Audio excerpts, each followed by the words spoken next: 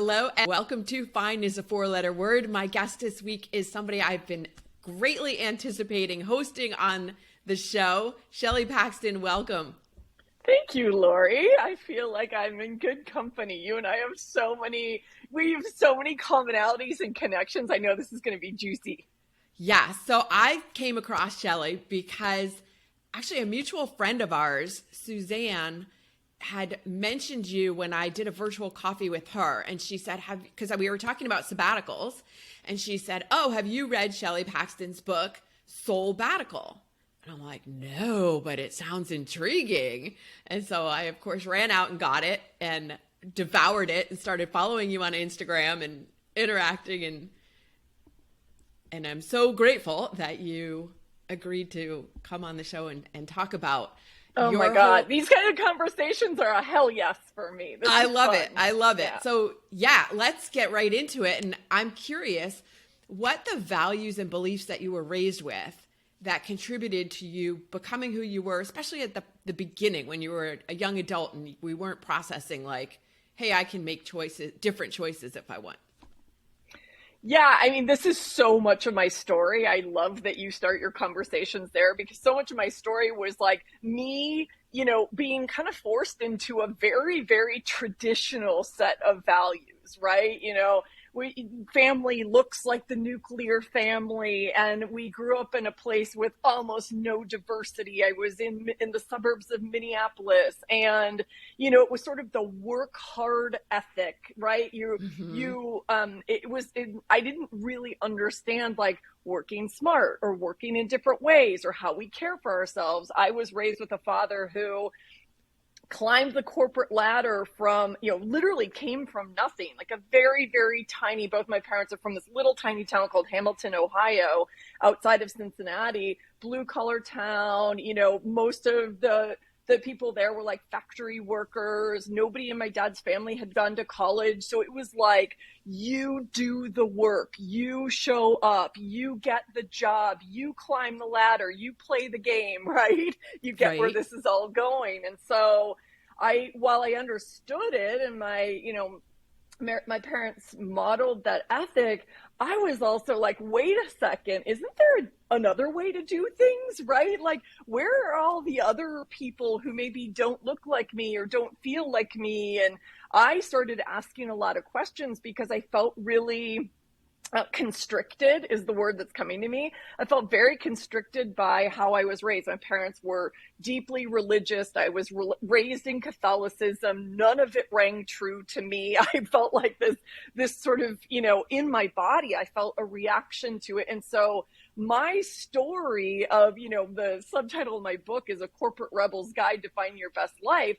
My whole story from being raised with those very traditional values was me trying to understand myself and my values and my truth in a world where nothing around me was resonating. The way my parents were living, traditional relationships, all of it, nothing was resonating for me. So my life has been an exploration of finding my own values and my own truth and really rebelling for what matters most to me. It's interesting because especially when we're younger, it's like we don't necessarily know that that's what's happening. We just know I don't feel comfortable here. But if I don't feel comfortable here and this is what everybody else is okay with, there must be something wrong with me.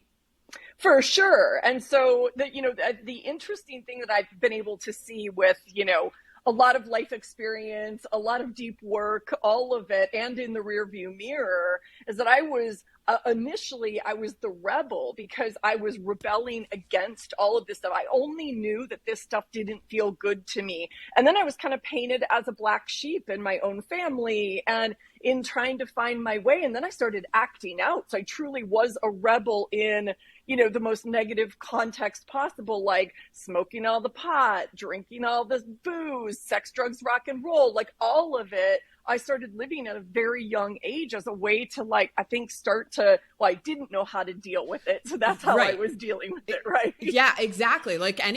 Teenagers don't know how to manage their emotions. So you do whatever you can to break those chains.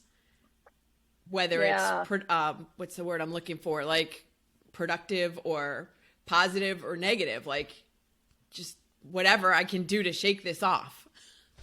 Yeah, and whatever I can do to like find something and someone or some community that looks different where I feel like I belong, right? It's our innate Yeah. sense of wanting to belong and not realizing that we belong to ourselves. I mean, it took me many decades Right. to figure out that. So I don't want anybody to listen to me speak and go, well, she had it all figured out. I mean, listen, I'm 53 years old and I'm still figuring some of these things Well, out. that's part of life. I mean, we're always figuring things Yeah. out and growing. And I've had so many conversations with people who are like, I wish I had figured this out when I was, 25, or, I wasted all these years, but it's not a waste in any way. No. It's part of our journey. I mean, at this point, I keep having this conversation with people of life is an experiment. It's an experiment. And we get to define what success is and what failure, how we define the word failure even. Yeah, you're speaking my language because I think that from a very early age for most of us, not everyone, but I would say for most of us, we're kind of handed that script. Yeah. Well, this is what the success script looks like. These are the boxes you will check on said script. So whatever those values were, in some people's families, it's like, well, you have three choices. You're going to be a lawyer, a doctor, an engineer. In my family, it was like climbing the corporate ranks because we work hard and we're going to become someone, all of these things. And I always say, I wish that, I don't wish that my story had been any different. 'Cause like you said, it took me getting to this point. I wish that more people would tell their stories so that from earlier ages, we can see that, we have options. There are other stories. We get to challenge some of the assumptions. We get to define what our terms are, and it's based on our truth. That all took me forever. And I wrote a book because I wanted to share the story. I wanted people to know that, it was easy to look at me at the peak of my career. I was chief marketing officer of Harley-Davidson. It was super easy to look from the outside in and go, well, she's got it all. Mm-hmm. She has everything. She made it to the top of the proverbial mountain. And there I was feeling incredibly alone, incredibly empty, and feeling guilty for asking myself the question, is this all there is? Yeah. Right? And yet now I know because I was, I was courageous enough to say, I want to really investigate what this is and who I am and what my soul's truth is. And then I want to share that story for others who might be going through something similar to say, you're not alone. And I'm so glad I did that. And I encourage everyone, you don't have to write a book, but tell your story in some way so we can normalize that success gets to look how we want it to look. Yeah. Yeah. It's interesting. I had a conversation with my dad yesterday or the day before, and I was telling him about this business project that I'm involved in, and it's a whole long thing, but it's going to eventually supposed to culminate at the end of this year. And he said, so then you'll be successful. And I'm like, wait. I'm successful now, Dad. What's your definition of success? And he said, well, when you reach the end of a goal, when you reach a goal. I'm like, yeah, okay. And I can also consider myself successful right now, because if my definition of success is living joyfully every day and enjoying every moment, that is successful. He goes, all right, well, I guess you're successful now. But it was like the way he said it, it was kind of like, okay, yeah. I'm not going to argue with you about this, but... Yeah, in our society, I think we're taught so much of that language, right? Well, when I get X, when I achieve Y, we're constantly postponing this thing called success and this thing called joy and this thing called fulfillment, right? Right. And you get to define it. I have been using the language a lot over the past several years as I've been on this journey and doing this work. What does it mean to you to feel successful versus success empty? because so many of us tick those boxes. I was guilty of this. It's like, oh, okay, well, I was handed this script. I'm going to do all of these things. Well, they're all external things, and they're all this kind of generations old societal definition, or something that your parents modeled or gave to you, or something that is likely, created by the patriarchy and doesn't fit most of us. And so this idea of what does it mean to live successful, I've started, it might actually be the crux of my next book when I get around to writing that, which might be, but I wrote a definition for it. I said it's courageously defining success on your own terms in a way that feels fulfilling from the inside out. Right? It's this inner knowing to outer creation instead of like outer checklist to inner angst. Right. Exactly. Yes. Oh, I love that. And because I'm on this mission to teach the world to be calm and grounded no matter what's going on around them. And second, or equal to that, is to challenge this belief that you have to work hard to be successful, that you have to work hard to accomplish a goal. Yeah. And what you just said about doing the inner work to create the outer results, that's the way it works. That may be some work. It definitely takes action, but that doesn't mean it's hard work in the way that we have traditionally defined hard work, like busting your ass, 24/7 hustle, get it done under any circumstance. You talked about doing that in your book, that you bought into that success requires you to be on all the time and completely selfless in giving of yourself, no matter what the consequences to yourself. Yeah. I mean, two things came up for me in hearing you say that. One is so much of those things that come up are these shackles of should, right? That are handed to us like, I should do that because that's what everybody in my family does. I should do that because that is what my parents expect of me. I should do that because society says that's what success looks like, And so in my book, I talk about I have a bazillion shoulds, and I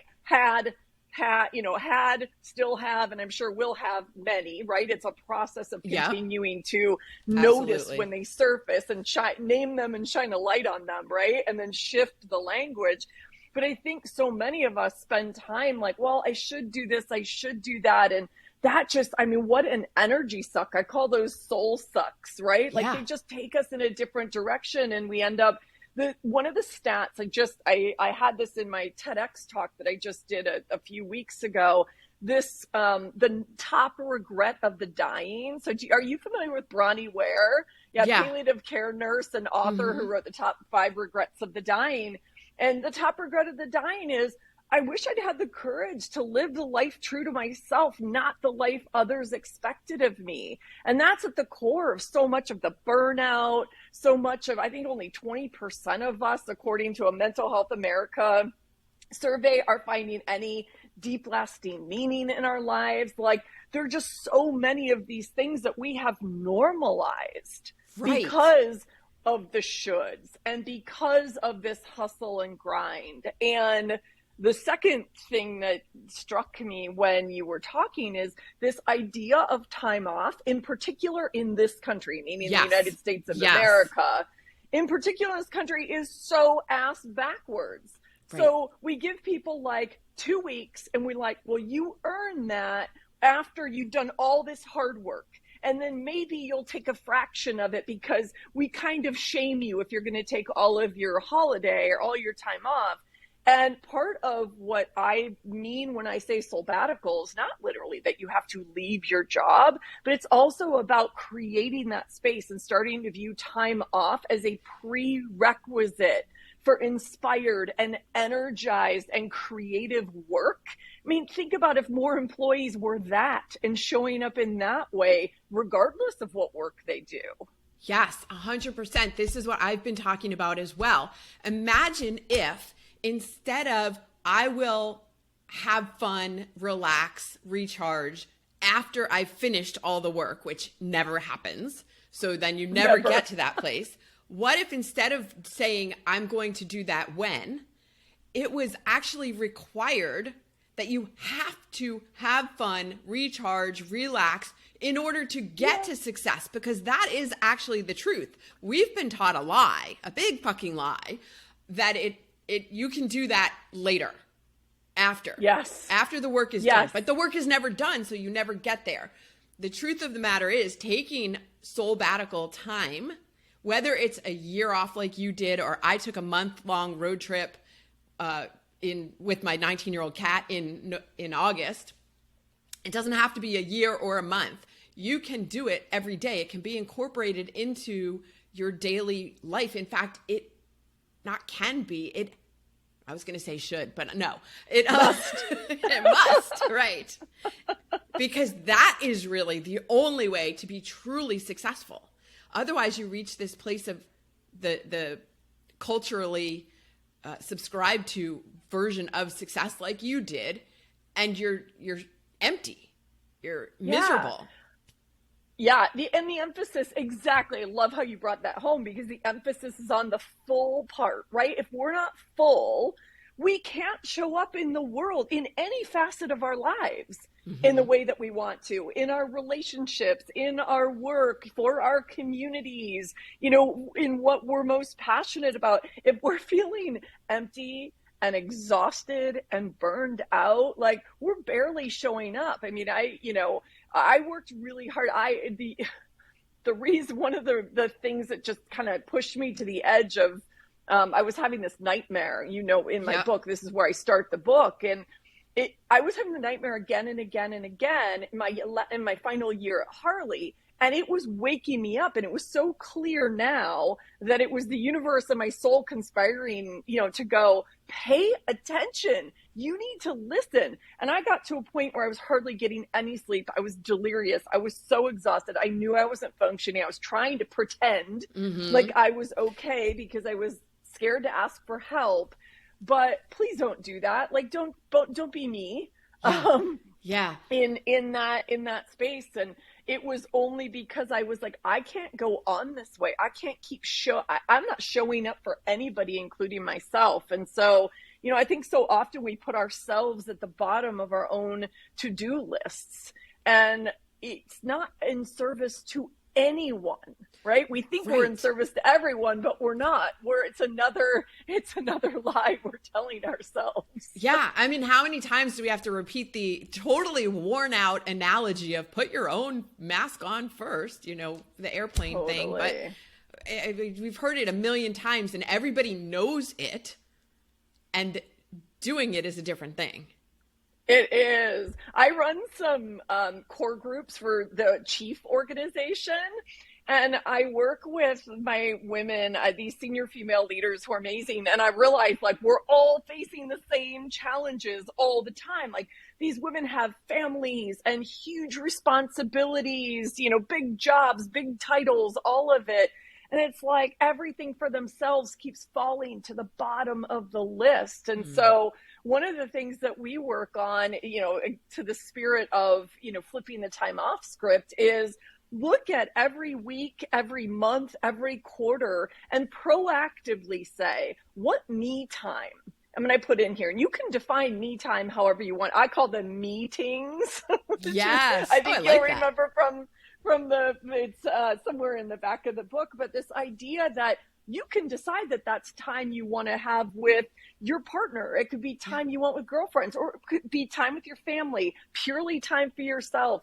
But we often think about those things after our entire calendar gets full from everything else, and everybody's grabbing at those little slices of time on our calendar until there's nothing left for us. Right. So flipping the way that we approach it So very proactively, we build these blocks. I mean, okay, so 80-20 rule, maybe 20% of the time that time goes away because something truly is a fire drill. Okay, but you've really honored it 80% of the time, and you will feel that you're showing up differently. So that's a fun exercise that I like to do with people. It's kind of like your ideal day, week, whatever. But those foundational building blocks, we normally start with, okay, well, what does the family need? Whatever. We forget about ourselves in the process, especially as women. Yeah, exactly. It's, again, for another analogy, that putting the rocks in the jar, like you have to put the big ones in first, and then that's because if you put all the small ones in, the big ones don't fit.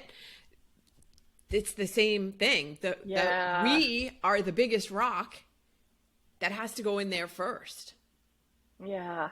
Yeah, it's so beautiful. I forgot about that, but I love that rock analogy. Yeah. It's so good. Yeah, and now I just lost my train of thought, but that's okay. Well, it'll come back on.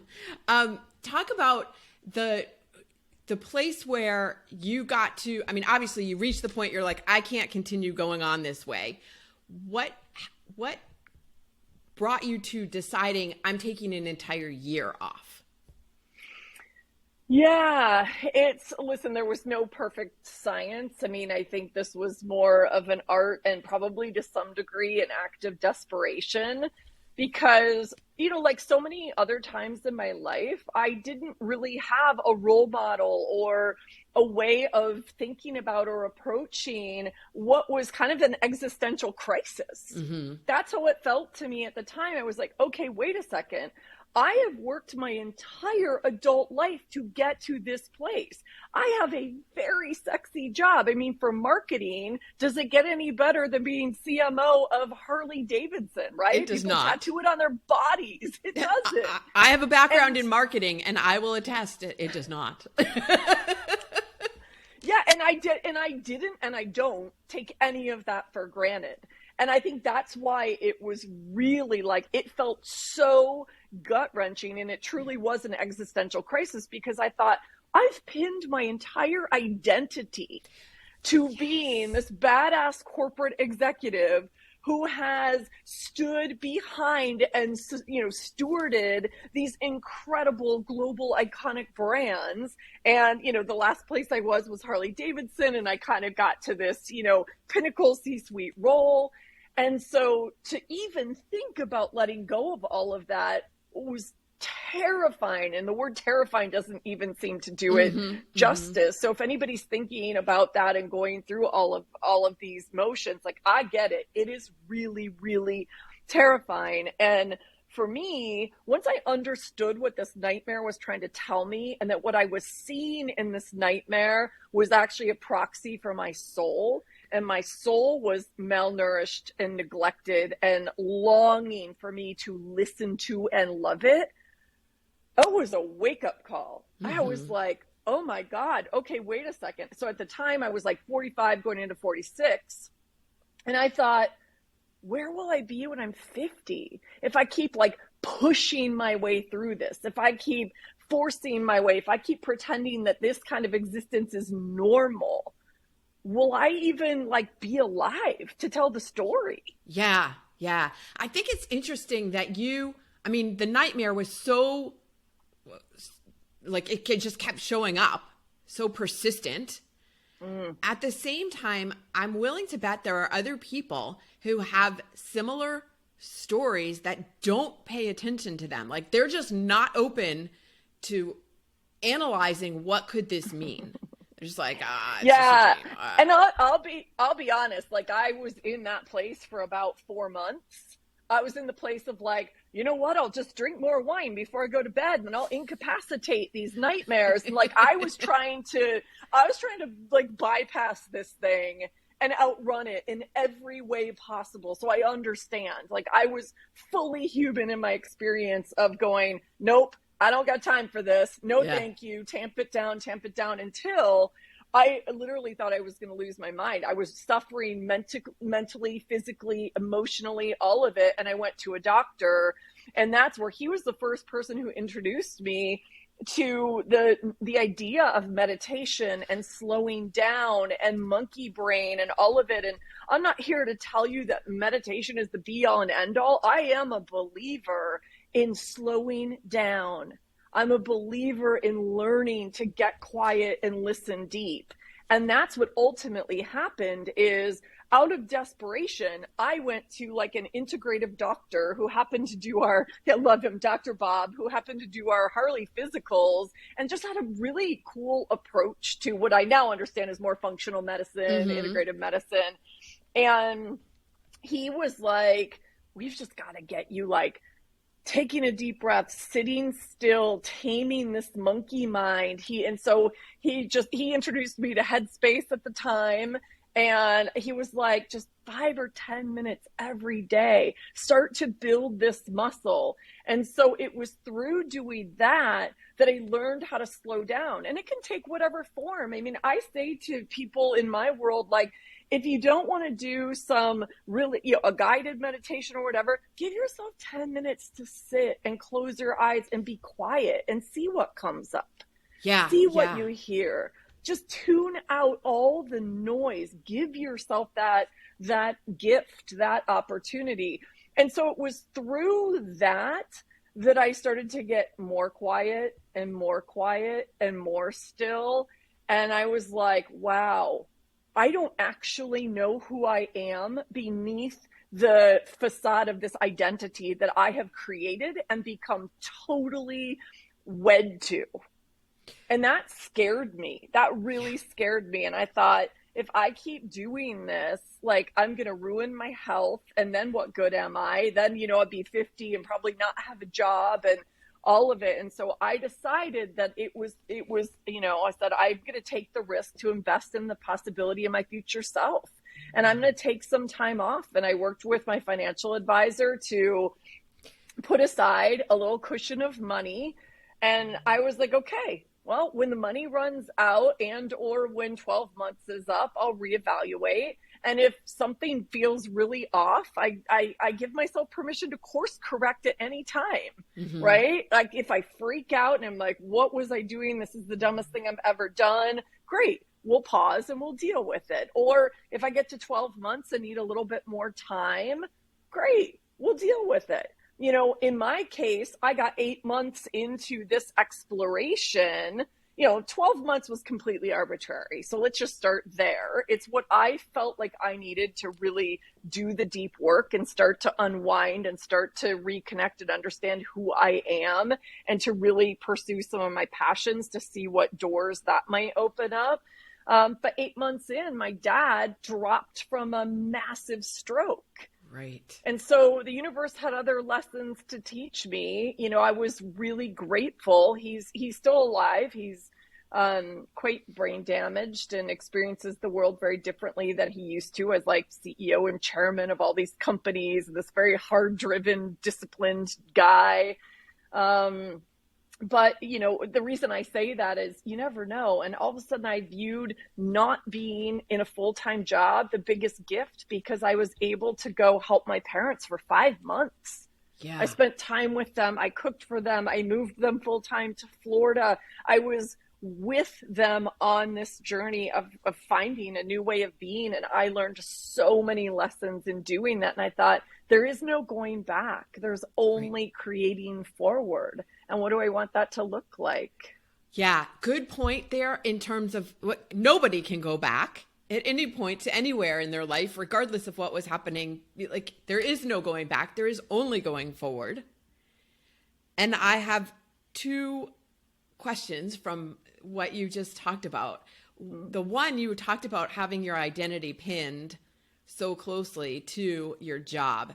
I had run my first company that I started, ran it for 11 years and couldn't scale it quite the way I wanted to and ended up shutting it down. But there was such an adjustment for me. And I know for a lot of my listeners who are entrepreneurs that if the business, and in your case, the people who are in corporate, their identity is tied to their title or their identity is tied to the business they have created. And it's so difficult to separate yourself and look at it and go, okay, I am not this. Mm. Why do you think we do that? Oh my God. It's so insidious because it happens over time, Yeah. right? I Yeah. mean, when that moment hit me of going, I truly don't know who I am without all of this, right? And I'm realizing that all of that was outside of me and not Uh-huh. inside of me, that I had entirely pinned my worth and my value on the sexiness of the brands I supported, on the size of my paycheck, on the cachet of my titles. All of it was terrifying because it was the only thing I'd ever known as an Mm-hmm. adult. I had been working in the advertising and marketing business and only going up like a hockey stick since I had been 21 years old. And so here I am having this existential crisis at 46, right? Spent a quarter of a century being this person. Right. Shelley Paxton, who supports all of these, McDonald's, Visa, AOL, Harley-Davidson, like all these cool brands. And it struck me like, well, okay, I'm a marketer. What if the most iconic brand I could ever represent is Shelley Paxton, right? Yes. Yes. And OPS, who the fuck is she? Like, that's the work that I had to do. And Right. that was not easy work. Like there were sort of different, as you know from reading the book, there were kind of different phases of my Soulbbatical, at least, in the way that in my experience of Soulbbatical when I walked away. And one of them was really doing some deep identity work when I was in New Zealand and really forcing myself to strip away all of that and get clear with myself, like, who am I really? And say some what felt like pretty cringy things to myself at the time, like, I am a badass. Mm-hmm. I am a trailblazer. I am a corporate rebel. I am beautiful. I am, blah, blah, blah, right? Well, I shouldn't say blah, blah, blah. Like all of that is very important. And I go through and share my version of this exercise in the book so that anybody can do this on their own as well. It is hard and extraordinarily rewarding work because I planted the seeds and I had to keep saying it again and again. And I don't think I believed it for months. No, and you're not alone in that exercise of like, somebody, one of my coaches had given me and the rest of my mastermind group the exercise of saying to yourself every day in the mirror, I'm proud of you. The first time somebody said that to me, that I really heard it, I just started crying. Yeah. Yeah. The other one that really got me, very similar to that, is looking yourself in the mirror and saying, I love you. Mm. I mean, I even have like full body chills saying it right now to you because it's something that I didn't feel for a very long time. And I'm not going to say I have it completely nailed now. These are all practices, but building these muscles and really having a deep understanding of who we are, like shut off the external world and go, I am worthy, and I am worthy because I am innately all of these things. And that's how I show, like, I am energy. I am presence. I mean, this is what it helped me understand what some of my superpowers are that I was probably, crediting to, this work that I do or whatever. But it's like, oh no, I actually am a bright light in this world. Yeah. People respond to and are lifted up by my energy. Okay, that's interesting. And over time, you really do start to believe it. And when you start showing up that way, like I am these things, not all those things out there, something fundamentally shifts. Yes, 100%. I've seen it happen in myself and I've seen it happen with others. And that I am statement is so powerful. Whether what you say after it is positive or negative, it is powerful. Yeah. So the other question I wanted to ask you is, a lot of people that I've talked to about the sabbatical I took, and when you talk to people about the Soulbbatical you took, I'm guessing you get the question or the statement, well, that must have been nice. It's you had the luxury of being able to do that. And what do you say? Yeah, first of all, I always acknowledge, and I say this at the beginning of my book, like I acknowledge my good fortune and privilege in my story, in my life in general. And I made a decision. I when I went to Harley, I had just come off of a divorce where I lost 50% of everything. I lost my retirement. I lost my, whatever little nest egg I had. So I was fortunate to be in a role and I was compensated very well that I could start to build back some of that. Now, I could have told myself a story that, well, I'm not quite where I want to be, or until I have X amount of dollars in the bank, I can't really take this time off. Until exactly as we were talking about before. And I said, I'm willing to take a gamble on myself. And so when I said earlier, I worked with my financial advisor, right. I kind of had this little thing going on the side. And this was a bit of kind of bitter, resentful me post-divorce. And I was like, well, then I'm going to have a fuck you fund. So I never depend upon anybody else in my whole life again. Right. I had that. And actually the fuck you fund ended up being a real gift because we took like this little amount of money, like maybe $1,000, and we just started growing it over time to then, 6 years later, I was able to look at him and say, well, what else do I have? And what would it take to get me to 12 months? I can scale back, I can streamline my life, I can cut things out. And that's the work that we did. And listen, I still acknowledge all of the privilege in that because I was making really good money.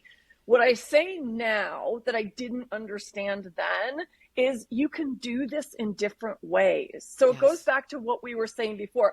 When I left and I created this crazy term Soulbbatical because I didn't know how to tell people what I was doing, I thought it meant leaving your job. What I now understand is that Soulbbatical is about finding yourself. Yes. And right. And deploying, like living into some of these principles that we've been talking about in this whole conversation. So if and when it is important to you, carve out this time. Maybe it looks like a long weekend every quarter. Yeah. Right? Maybe. So you do that 4 times a year, whatever that looks like for you. Maybe it is going away into the woods, a cottage where you write, if that's your passion. That's one, it can look any way you want it to look. But I am now a believer that we can create Soulbbatical as a way of being. And in fact, I kind of revised the definition of it because I do truly believe that it's a way of being that's more aligned with our truth. And that is a commitment to living more authentically, courageously, and purposefully, whatever that looks like for you. So what's a baby step is what I would say. What's a baby step that feels doable and feels repeatable? Because the whole idea is that we don't have to run away from our lives, right? How do we create lives that light us up and fill us up and that we feel that success at the end of every day? Yes. And you just gave the perfect segue. So I'll just mention it here is that I have this guide on my website called 5 Easy Ways to Start Living a Sabbatical Life that listeners can go and get for free because you don't necessarily have to leave everything. While you were talking, I was thinking too, when we hit a crisis point, when there is some kind of critical thing, like your dad having a stroke, you dropped everything and went to be with your parents. This is similar to the situation that a lot of people are facing. Like it is critical that you take this time, find the time to do this for yourself, for your soul. Like it's not an external event necessarily. It's an internal event, but it is equally, if not more, important. People would find the way. What I'm saying here is that people are like, well, how did you do that? You were, you had privilege, whatever. But if somebody was faced with a crisis, they would find a way. Yeah. To take the time off, to find the money, to manage that situation. Consider it the same. We always do. Right. Consider it the same here. Yeah, and I feel like there is a finer point. I always say like the nightmare I was having and then my dad's strokes, like those were my cosmic kicks in the ass. Yeah. The pandemic was that for a lot of people. It was Right. one big fat kick in the ass that crystallized what matters most, right? Do I even like what I'm doing? Do I like who I am in this world? Do I want Yeah. to reconsider? And you're right, we always have the power to say, I want to do this differently and start making different choices. And often we wait until, yeah, the tragedy strikes, the cancer hits, we lose a loved one, we lose our jobs, Mm-hmm. right? The number of people who I have seen in, while I was still in my career before I became an entrepreneur and while I'm an entrepreneur that say, oh my God, I just wish they would fire me Right. is Right. amazing. And Yeah. I'm like, oh, okay. So it's that same notion of like, we're putting that thing out here. Oh, well, when they fire me, then I can go do the thing I really want to do. Right. Right. And I Instead of hope that they taking give me personal some severance. responsibility to make the decision yourself, to make that choice Yeah. yourself, because that's too Yeah. scary. So I'll just wait until it happens to me. Yeah. And then it feels really shitty when it Yeah. happens to you. So why not do it on your terms and Right. say, listen, people are going to look sideways at you. It's part of the reason I created language for this thing I was doing, because everybody in my world was like, in this space. Well, this is what we do. This is what we do to make money. This is what we Yeah. do to climb the ladder. This is what we do in our family. And so no one understood. And even my parents were not supportive. They were Yeah. not, and I was like, I have to do like, I'm not asking you for money. I'm not going to come live in your basement. Yeah. All is good. I have put some parameters around this thing, but I need to go do this for me. And so prepare that. I think one of the things that holds us back from doing these things before we're forced to do these things is because a lot of people aren't going to understand it. Yes. And that's okay. Maybe Right. those aren't your people then. The fear that people are going to judge you. And guess what? People are going to judge you either way. They're going to judge you if you do this X, if you do Y. So do what you truly feel called to do, what is in your soul's highest interest, because you're going to be judged whether you do it or not. So why not take the step, find the courage, do the thing. Yeah, yeah. And it's so incredibly rewarding. I mean, it is, to this day, I think the two most courageous things that I've done are, one, walking away from Harley, not having a clue, like into the total unknown, not knowing what this would look like, or if I boomerang back into the corporate world, or who knew? I had no idea. And I was willing to take that chance on myself and believe that I would pick up on the little breadcrumbs along the way. And if I listened deeply and I got quiet, I would be guided. And I was and am guided, because I am able to get quiet and I now understand my truth and I am in conversation with my soul. And but it's terrifying. And the second decision was deciding to put my heart and soul on paper and publish this book. And it goes back to what we were talking about in the beginning. I really wanted to tell this story in a way that shared all of the turmoil and the mess, right, that is going through this, because at the time, for me, not enough people were talking about it. I'm like, I can't be the only one who's feeling this way, right? But it's the Instagram highlights reel analogy, right? This is the life. And I thought, I'm going to put it all out there. And people will pick up what they need, what they're meant to hear. They will not feel as alone. And I get to be with others on a very similar journey. So there's so much reward for doing this. And every single step is going to feel terrifying. This is growth. Yeah. Again, this is life as an experiment. And you had mentioned, like, if it didn't go the way you had expected, you could take a different path. Like, this is part of the whole experiment. So yeah. Thank you so much for sharing. Before we go, I can tell, I mean, you have so much energy already. What happens when you need an extra boost of energy? What's the song you listen to? What's your hype song? Oh my God, my hype song nearly every day, at least once a day, is the song "This Is Me" from the Greatest Showman soundtrack.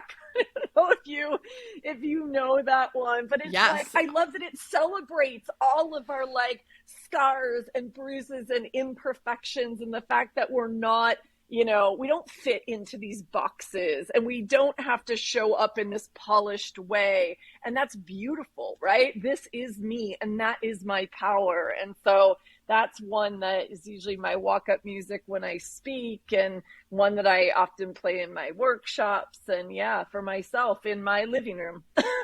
I love it. And you just used my word for 2023, which is celebrate.